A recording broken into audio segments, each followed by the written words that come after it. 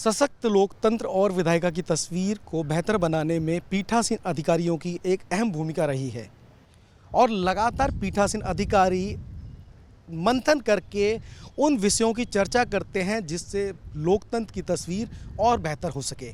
और इस बार पीठासीन अधिकारियों के मंथन का स्थल रहा मुंबई और मुंबई से कई बड़े फैसले निकले जिसकी आने वाले समय में कुछ अलग तस्वीर देखने को मिलेगी। और विधायी निकाय और विधायी कार्यों को समझने के लिए आज हमारे साथ बेहद ही खास मेहमान मौजूद हैं। हमारे साथ मौजूद हैं महाराष्ट्र विधानसभा के अध्यक्ष एडवोकेट राहुल नार्वेकर साहब। सर, संसद टीवी पर आपका बहुत बहुत स्वागत है। सर धन्यवाद धन्यवाद।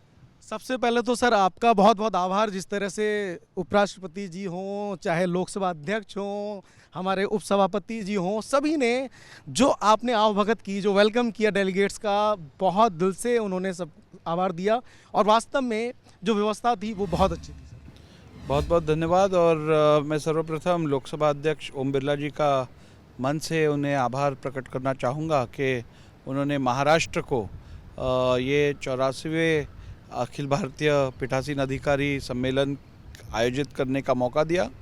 और मुझे बेहद खुशी है कि इस सम्मेलन के लिए भारत के उपराष्ट्रपति आदरणीय जगदीप धनखड़ जी यहाँ पे मौजूद थे, लोकसभा अध्यक्ष थे, राज्यसभा के उपसभापति थे और तमाम राज्य के पीठासीन अधिकारी, अध्यक्ष, उपाध्यक्ष, सभापति, उपसभापति, विधान परिषदों के सभी यहाँ पे उपस्थित थे।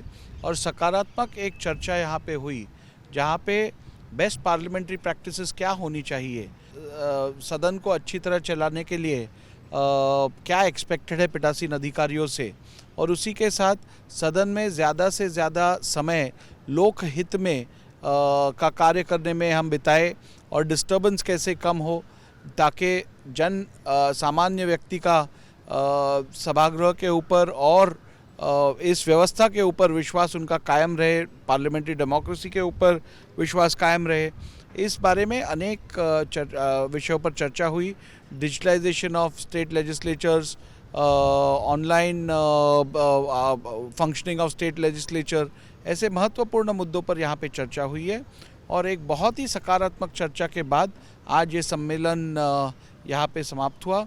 और इस सम्मेलन से सभी लोक प्रतिनिधि हो या फिर पीठासीन अधिकारी हो, वो अपने अपने राज्य में यहाँ से जो डिस्कशन से उन्हें ज्ञान प्राप्त हुआ है उसका वापर और उसका यूज़ वो अपने अपने राज्य में, अपने असेंबलीज़ में, काउंसिल्स में करेंगे, ऐसे मैं उम्मीद रखता हूँ।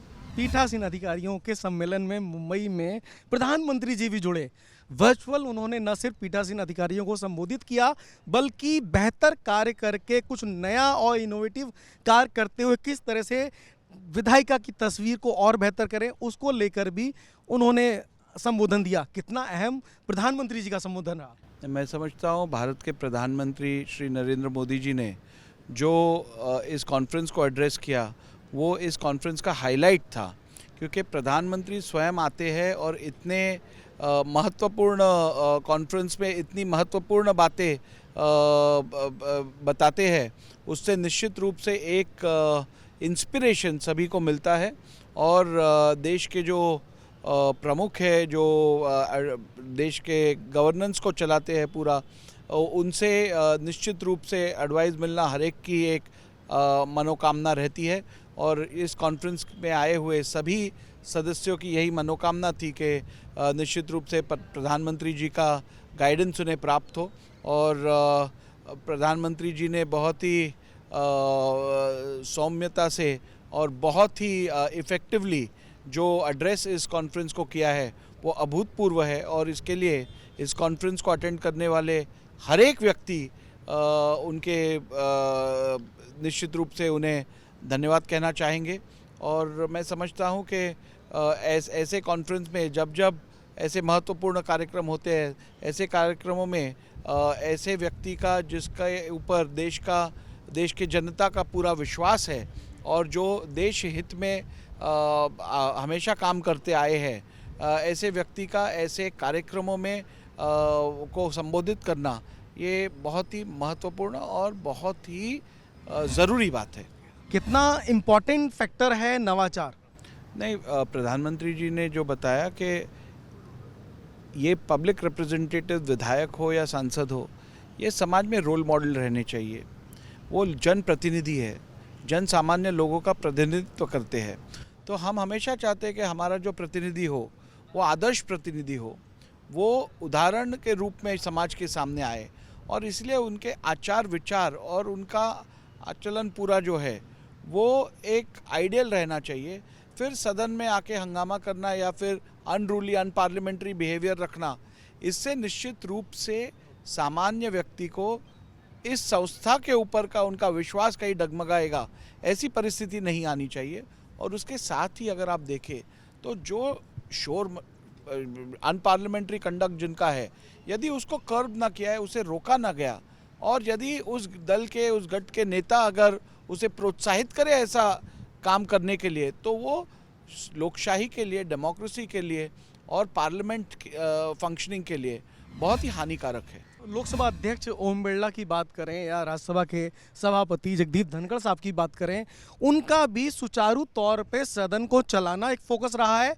और लगातार लोकसभा अध्यक्ष तो ये कहते रहे हैं कि चर्चा और संवाद के लिए सदन बनता है, मतभेद होने चाहिए, मनभेद ना हो, डिस्ट्रैक्शन नहीं होना चाहिए। तो बेसिकली एक पीठासीन अधिकारी के तौर पे राहुल जी, आपका भी अनुभव है, कितना बड़ा ज्वलंत इशू है इस तरह की शोर शराबे और डिस्टर्ब करने को? नहीं, देखिए, डिसेंट यानी मतभेद होना ये पार्लियामेंट्री डेमोक्रेसी का एक सिद्धांत है, एक बहुत ही फंडामेंटल है, क्योंकि मतभेद नहीं होगा तो डिबेट ही नहीं होगा। बिल्कुल। लेकिन मतभेद होना और उसे पार्लियामेंट्री प्रोसेस में रहकर उसे जताना या उसे व्यक्त करना, ये अपेक्षित है। लेकिन मतभेद होना, डिसेंट अगर आप अनपार्लियामेंट्री टूल्स से हैंडल करोगे, एक्सप्रेस करोगे, तो वो पार्लियामेंट्री डेमोक्रेसी के लिए घातक है। क्योंकि सामान्य व्यक्ति जो चाहता है कि मुद्दों के ऊपर डिबेट हो, मुद्दों के ऊपर चर्चा हो, यदि वह नहीं होती है तो ये हम जनता के साथ अन्याय कर रहे हैं, और उन्होंने जो मैंडेट दिया है उसको हम डिफीट कर रहे हैं, ऐसे मुझे लगता है। मैं अगर पीठासीन अधिकारी के तौर पे, विधानसभा अध्यक्ष के तौर पे महाराष्ट्र में कुछ नए जो इनोवेटिव हैं उसकी बात करूं तो सर वो क्या है? महाराष्ट्र में आप देखिए तो हमारी डिजिटलाइजेशन का बड़ा प्रोग्राम चालू है। हमारी विधानसभा और विधान परिषद लेजिस्लेचर कुछ ही महीनों में पूरा डिजिटलाइज हो जाएगा। यहाँ पे 1937 से जो हमारा रिकॉर्ड है वो एक क्लिक पे उपलब्ध होगा। सभी जानकारी हो, विधायकों को काम करने के लिए बहुत आसान हो जाएगा, एक रिकॉर्ड क्रिएट किया जाएगा। मैं समझता हूँ जब नेशनल प्लेटफॉर्म के वन नेशन वन लेजिस्लेचर की जो बात चल रही है, वो जब इम्प्लीमेंट होगा, तब ये हमारा जो किया हुआ काम है वो बहुत उपयोगी आएगा, और इसे हम डायरेक्टली सभी लेजिस्लेचर्स के साथ शेयर कर पाएंगे और लेजिस्लेटिव बॉडीज़ के साथ शेयर कर पाएंगे। और मैं समझता हूँ कि आगे चलकर जो परिस्थितियाँ हमने देखी है, तो हर असेंबली, हर लेजिस्लेचर को ये तैयार रहना चाहिए कि यदि ज़रूरत पड़े तो वर्चुअली भी वो फंक्शन कर पाए। तो ये थे महाराष्ट्र विधानसभा के अध्यक्ष एडवोकेट राहुल नार्वेकर साहब, जिनका साफ तौर पर मानना है कि जो मुंबई से जो टेक अवेज निकले हैं उसका बहुत बड़ा इम्पैक्ट पड़ेगा। और 2 दिन बैठकर जिस तरह से पीठासीन अधिकारियों ने मंथन किया, खासकर विधायिका की तस्वीर को बेहतर बनाने को लेकर और समिति व्यवस्था को और प्रभावशाली करने को लेकर, ये भी आने वाले समय में कहीं ना कहीं इसकी एक बेहतर तस्वीर देखने को मिलेगी।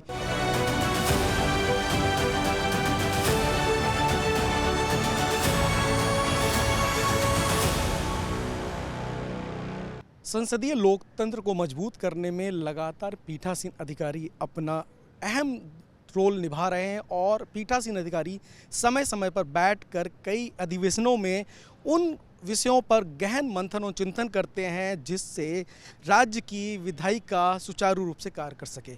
और इस बार अखिल भारतीय पीठासीन अधिकारी सम्मेलन का गवाह बना है मुंबई।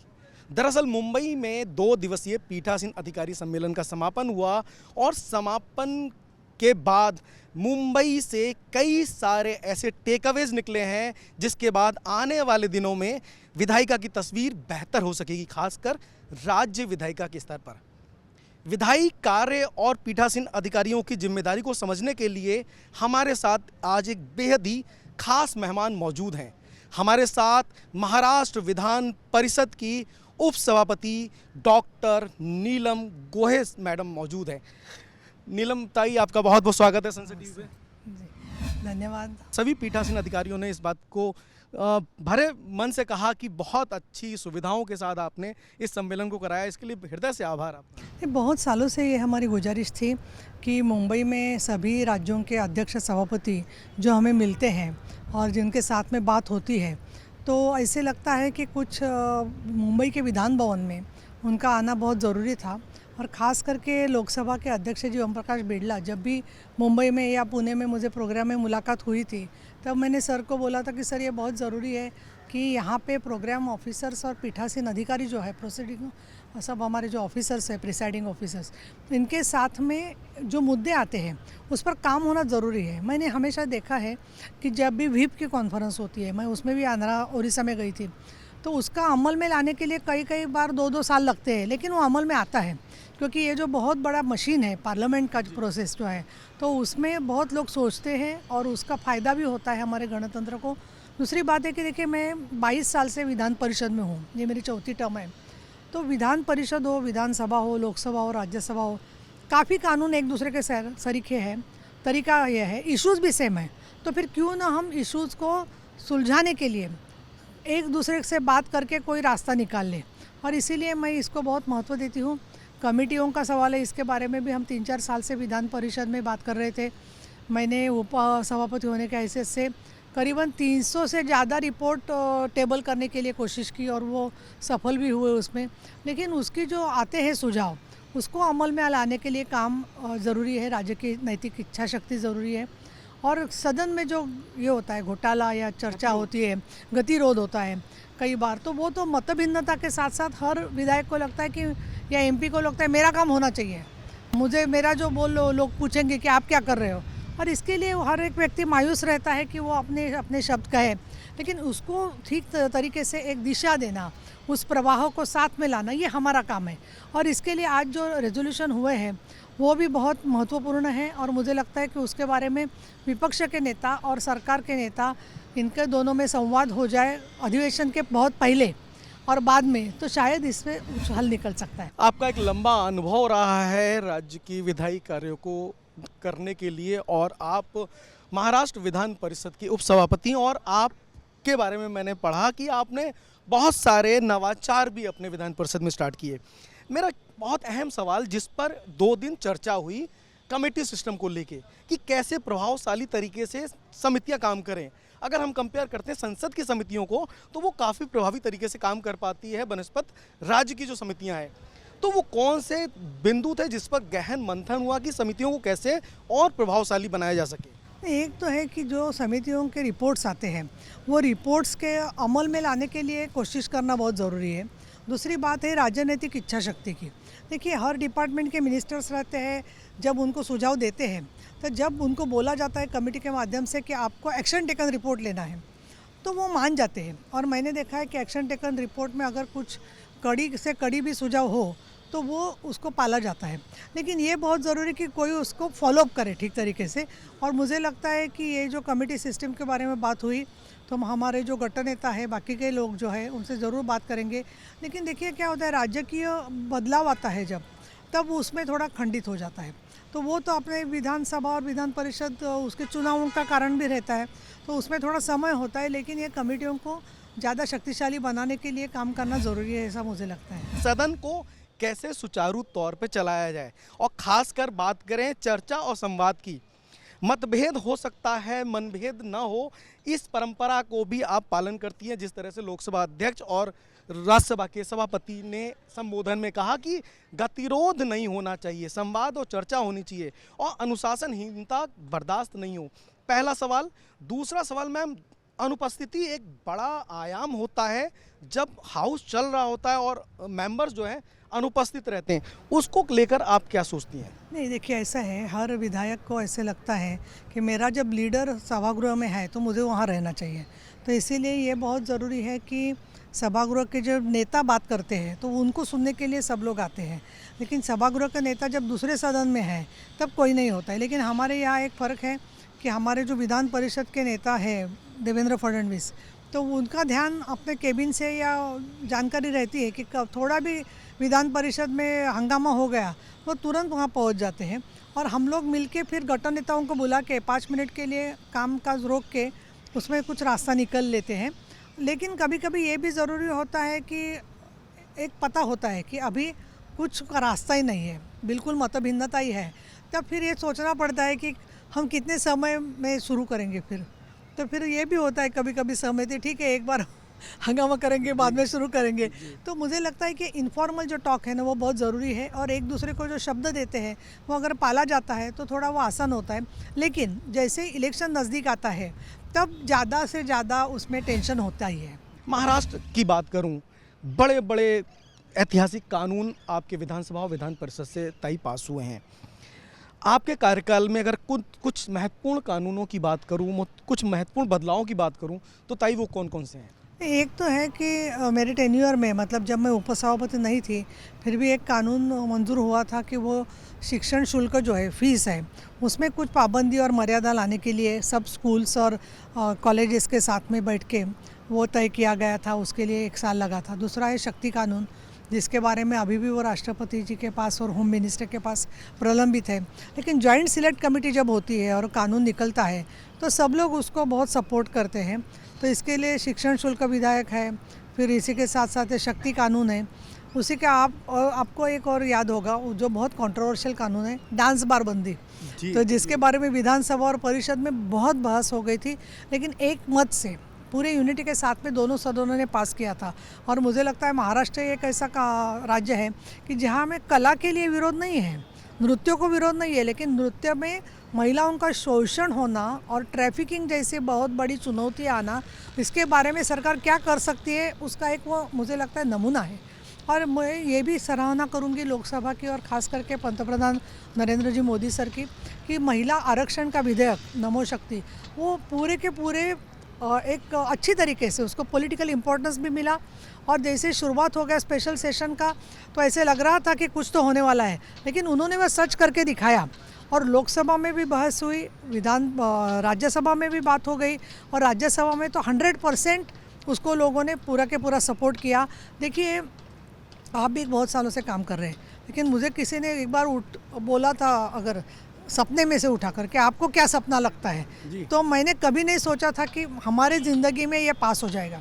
अभी वो प्रत्यक्ष में आने के लिए थोड़ा समय लगेगा, लेकिन एक राजनैतिक एकता हर पक्षों की, और जैसे सबको पता हो गया कि बिल पास होने वाला है, तो एवरी पार्टी स्टार्टेड सेइंग कि हमारा भी सपोर्ट है, हमारा भी सपोर्ट है, हमारा भी सपोर्ट है। और मैंने ये देखा कि महिलाओं का हौसला बहुत बड़ा है। देखिए, एमपी या एमएलएस तो थोड़ी महिलाएं बनती है नंबर में, लेकिन हमें ऐसी भी लड़कियां मिली कि जो हमारे मीटिंग के जब आए और उन्होंने बोला कि अभी वो शेड्यूल कास्ट की लड़की है, लॉयर बनी है, बोल रही है कि मुझे लगता है कि मैं भी एमपी बन सकती हूँ। मैंने बोला कैसे? नहीं, मैं नहीं बनूंगी, फिर भी मेरा वोट इम्पोर्टेंट है, वो मुझे लग गया। तो मुझे लगता है ये जो महिलाओं में उत्साह आया है, और एक थोड़ा सा ये भी हो गया है कि जो महिलाएं बहुत सालों से काम कर रही है उनकी भी उमंग बढ़ी है। पॉलिटिकल पार्टीज़ को भी अभी समय मिलने वाला है चुनाव में लिए। तो मुझे ऐसे लगता है कि हाँ, जो हमारा गीत है ना कि हिंदुस्तान बदल रहा है, तो वो बदलाव का जो झोंका है ना, वो पार्लियामेंट तक जितने ज़ोर से पहुंचेगा उतना अच्छा है। और जब आप बोल रही थी नीलम ताई, मैं सुन रहा था, आप बहुत भावुक तरीके से जब नारी शक्ति वंदन की अभी विधानसभा में आपने बात की, तो आपकी जो अभिव्यक्ति थी वो एक प्राउड फील के साथ अपील कर रही थी, और जितनी महिलाएं सदन में बैठी थी उनको भी एक खासा इम्पैक्ट हुआ। और लगातार प्रधानमंत्री नरेंद्र मोदी की सरकार ने तो कई ऐसे देश में कानून और बदलाव दिए हैं जिसके आप भी साक्षी रही हैं। एक अहम सवाल, विधान मंडलों की अगर बात करें, चाहे विधान परिषद हो चाहे विधानसभा हो, नवाचार को लेके हमेशा प्रयास होते हैं, जिसके लिए प्रधानमंत्री जी ने भी कल ओपनिंग सेशन में मूल मंत्र दिए। महाराष्ट्र हमेशा से ही एक एग्जाम्पल सेट करता रहा है विधान मंडलों की तस्वीर को बदलने को लेकर, और नवाचारों को लेकर भी महाराष्ट्र ने एक नई तस्वीर पूरे देश में पेश की है। मैं अगर आपके विधान परिषद की बात करूं, तो किस तरह के कुछ ऐसे इनोवेटिव जो आपके कार्यकाल में हुए हों? एक तो मैं ज़रूर कहूँगी कि सस्टेनेबल डेवलपमेंट गोल्स और एम्पावरमेंट ऑफ वीमेन, इसके बारे में 2015 में तो निर्णय हुआ था, लेकिन उसका स्पेशल सेशन 2016-17 में हुआ। तो उसके बाद में 2018 में हमने बिजनेस एडवाइजरी कमेटी में विपक्ष और सत्ताधारी पक्ष मिलकर निर्णय किया कि 3 दिन इसी पर बहस होगा दोनों सदन में, और वो प्रस्ताव ना अपोजिशन का होगा ना गवर्नमेंट का होगा, सभापति का प्रस्ताव होगा। और मैंने वो विधान परिषद में रखा और 3 दिन विधान परिषद में और 3 दिन विधानसभा में इसके बारे में पूरी बहस हो गई, और उसी के मुद्दे लेकर नए कानून बनवाना, पॉलिसी करना, ये काम भी हो रहा है। उसी के साथ साथ मेरा ऐसा प्रयत्न है कि कुछ एजेंडा जो है, जैसे कि वीमेंस पॉलिसी है, जेंडर बजट है, उसके बारे में और महिलाओं का सहभाग इसमें हो। तो इसके लिए हम अलग अलग मीटिंग्स भी लेते हैं 2 सेशन के दरमियान। कमेटी भी नहीं है, लेकिन अगर कोई आके बोलता है तो उनके यहाँ पे देखिए, आप हिंदुस्तान में देखते हैं कि जब महिला विधवा बन जाती है, जब पति चला जाता है, तो उसके सब ऑर्नामेंट्स लिए जाते हैं, गले का मंगलसूत्र निकाल देते हैं। लेकिन यहाँ पे कुछ गांव ऐसे हैं, उन्होंने कहा आपको शायद वो दूसरे भारत के हिस्सों में लोगों को एकदम शॉक जैसे लगेगा, लेकिन वो गाँवों ने सब मिलके बोला कि ये महिलाओं को इस तरीके से हम नहीं करेंगे, अप्रतिष्ठा, उनकी डिग्निटी नहीं चलाए देंगे, उनको जैसे रहना है वैसे रह सकती है। तो ऐसे भी मुद्दे कॉलिंग अटेंशन मुंह में हमारे परिषद में आए, और जिससे महिलाओं का भी हौसला बढ़ा। तो इसके लिए मुझे क्या लगता है, सिर्फ महिलाओं का सवाल नहीं है, समाज के जो भी लोगों का अधिकार चला गया है उनको और फिर ज़िंदगी जीने के लिए उम्मीद देना, ये अपना काम है, और वो हम करने की कोशिश करते हैं। विधायी कार्यों में सबसे ज़्यादा अगर इम्पॉर्टेंट बात करें तो प्रश्नकाल और शून्यकाल बहुत इम्पॉर्टेंट होते हैं, और लगातार चाहे संसद हो या विधानसभा या विधान परिषद हो, उसका विशेष ख्याल रखा जाता है। और जिस तरह से माननीय चेयरमैन राज्यसभा जगदीप धनखड़ साहब और लोकसभा के हमारे स्पीकर साहब ओम बिरला जी का तो नए सदस्यों के प्रति भी एक अलग आग्रह रहता है कि उनको ज़्यादा से ज़्यादा बोलने का मौका मिले, हर टॉपिक पे बोलें। आपके यहाँ की तस्वीर लगभग कुछ इसी तरह की है जी। हमारे देखिए सभागृह की जो अरेंजमेंट रहती है ना, तो कोई छोटे आवाज़ में भी बोलता है ना तो हमको सुनने को आता है, उनको मालूम नहीं रहता कि हमको सुनने का आया। तो जब वो एक दूसरे से बोलते हैं ना, अभी तो आज मिलने वाला ही नहीं बात करने को, तब हम मालूम कर देते हैं, लिख देते हैं कि ये बहुत राह देख रहे हैं। और लास्ट बेंच में बैठे हुए जो लोग हैं ना, उनका नंबर कब आएगा इसके लिए वो 3-3, 4-4 घंटा बैठते हैं।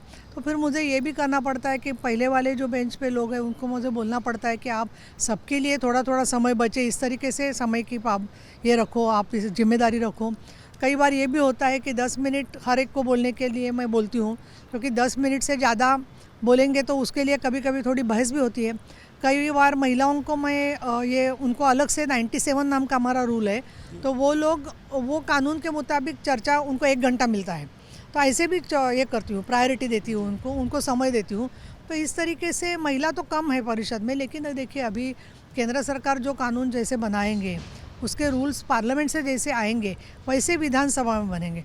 और एक बहुत बड़ी बात है, अभी दिल की तमन्ना विधान भवन के सामने मैं कहूँ नहीं तो कहाँ कहूँ, विधान परिषद और राज्यसभा में आरक्षण नहीं आया है, तो उसके बारे में भी मुझे लगता है कि गवर्नमेंट को सोचना चाहिए, और आएगा तो लोगों का जो विश्वास है, एहसास है, वो न टूटे, इसके लिए ये बहुत कदम उठाना ज़रूरी है।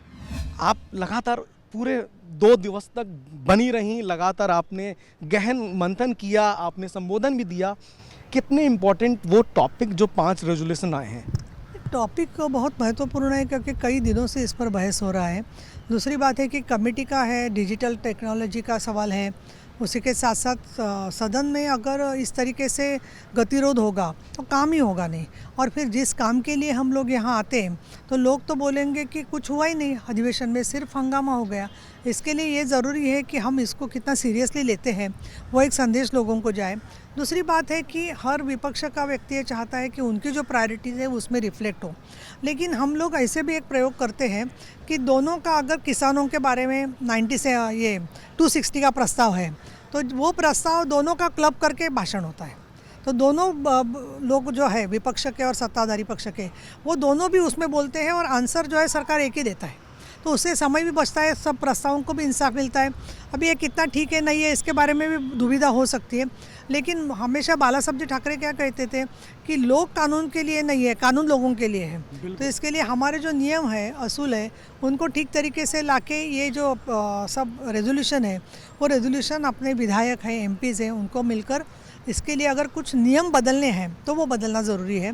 और अगर पार्लियामेंट उसमें ये लेता है, नेतृत्व लेता है, तो जनरली वो विधानसभा को एक्सेप्ट करना या विधान परिषद को एक्सेप्ट करना आसान होता है। पीठासीन अधिकारी सम्मेलन समापन हो गया और आपने आज विधानसभा से पुनः एक बार सभी सदस्यों को दोबारा निमंत्रण दिया। वो निमंत्रण क्या है और किस टॉपिक पे बैठने वाले हैं दोबारा? नहीं, बहुत अच्छा सवाल पूछे आपने, मैं आपकी शुक्रिया अदा करूंगी। विधान परिषद को 100 साल हो गए हैं, तो 1921 में ही 100 साल हो गए, अभी हमारा 101वां साल हो गया है। तो हम ये चाहते हैं कि कौन से अच्छे डिबेट्स हुए, कौन से कानून यहाँ पे बने, कौन सी पॉलिसीज़ हो गई, और उसी के साथ साथ यहाँ पे विधान परिषद क्यों ज़रूरी है, क्योंकि सिर्फ 6 राज्यों में विधान परिषद है। लोग राज्यसभा के बारे में अलग तरीके से सोचते हैं, लेकिन ये दोनों अपर हाउसेस जो है जहाँ पे निर्णय होते हैं, तो ये विधान परिषद से क्या साध्य होता है ये जानकारी लोगों को देना, और दूसरे राज्यों में भी विधानसभा के साथ में अगर वो चाहते हैं विधान परिषद, तो ठीक है, मैं समझती हूँ कि कुछ राज्यों में विधान परिषद नहीं है, लेकिन यहाँ जो 6 राज्यों में विधान परिषद का काम हुआ है उसका फ़ायदा बेस्ट प्रैक्टिसेस का दूसरे विधानसभा को भी हो सकता है, और इसके लिए हिंदी या अंग्रेज़ी में उसका भाषांतर करके, रूपांतर करके वो मुद्दों को आगे लेके जाने के लिए हम ज़रूर विचार कर रहे हैं। और उसकी चर्चा भी हुई, बाकायदा साझा भी किए गए बेस्ट प्रैक्टिसेस। जी, तो उसी बेस्ट प्रैक्टिसेस के बारे में हम उस 6 राज्यों को भी बुलाएंगे और दूसरे भी विधानसभा अध्यक्षों को बुलाएंगे, और हमारे जो सदस्य हैं विधान परिषद के, वो चाह रहे हैं कि उस राज्यों में, दूसरे राज्यों में जाकर वहाँ कामकाज कैसे चलता है वो समझने की कोशिश करेंगे। तो मुझे लगता है ये भारतीय स्तर पे आदान प्रदान होता है, तो ये लोकसभा का एक अलग तरीके से रूपांतर लोगों के साथ में, विधानसभाओं के साथ अगर जुड़ता है, तो मुझे लगता है कि एक पेड़ जैसे उसके नीचे जड़ें जाती है तो पेड़ और मजबूत होता है, जैसे लोकसभा की ये सब जड़ें हैं, वो विधानसभा, विधान परिषद है, तो वो जितनी एक दूसरे के साथ घुल मिल जाएगी उतनी अपनी लोकशाही का जो ये है पेड़ है, वो वृक्ष जो है वो ज़्यादा संपन्न हो जाएगा। बहुत बहुत धन्यवाद ताई। तो आपने वास्तव में बहुत गहन और गंभीरता से न सिर्फ उन विषयों पे बात की जिनका मंथन हुआ, बल्कि आगामी समय में किस तरह से आपके कार्य परिलक्षित होंगे उसकी भी बात की। पुनः एक बार बहुत बहुत धन्यवाद ताई। धन्यवाद, फिर आइए, पुनरागमन। जी धन्यवाद ताई। तो ये थी महाराष्ट्र विधान परिषद की उपसभापति डॉक्टर नीलम दिवाकर गोहे मैडम, जिनका साफ तौर पर मानना है कि मुंबई में जिस तरह से 2 दिवसीय पीठासीन अधिकारी सम्मेलन का समापन हुआ और जो यहाँ से टेक अवेज निकले, उससे निश्चित तौर पे आने वाले समय में विधायिका की तस्वीर और बेहतर होगी, खासकर राज्य विधायिका के स्तर पर। और सबसे अच्छी बात, नीलम ताई ने एक और बात कही कि नारी शक्ति वंदन सहित कई ऐसे बिल प्रधानमंत्री नरेंद्र मोदी जी की सरकार में पारित हुए, वो इंस्पायर्ड करते हैं विधानसभा और विधान परिषद यानी कि विधान मंडलों को अच्छा कार्य करने में और कानून बनाने के लिए, तो उसका भी वो आगे आने वाले समय में ख्याल रखेंगी। तो कुल मिला के मुंबई में जो अधिवेशन हुआ उसके दूरगामी परिणाम निकलेंगे।